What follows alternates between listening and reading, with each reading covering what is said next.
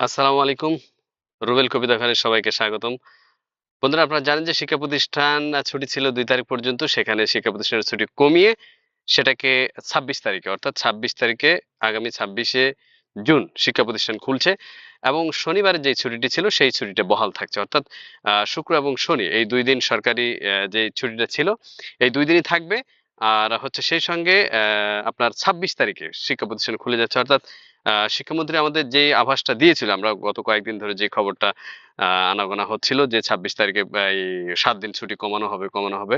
সেক্ষেত্রে অবশেষে ৭ দিন ছুটি কমানো হলো এবং আগামী ২৬শে জুন শিক্ষা প্রতিষ্ঠান খুলে যাচ্ছে। আর সেই সঙ্গে শুক্রবার এবং শনিবার এই ২ দিনই সাপ্তাহিক ছুটি। অর্থাৎ শনিবার ছুটিটা কিন্তু কয়েকদিন আগে বন্ধ করে দেওয়া হয়েছিল। সেই ছুটিটাকে আবার বহাল করা হয়েছে। আর ২৬ তারিখ ২৬শে জুন শিক্ষা প্রতিষ্ঠান খুলছে। এই ছিল আজকের ভিডিওতে। সবাই ভালো থাকবেন।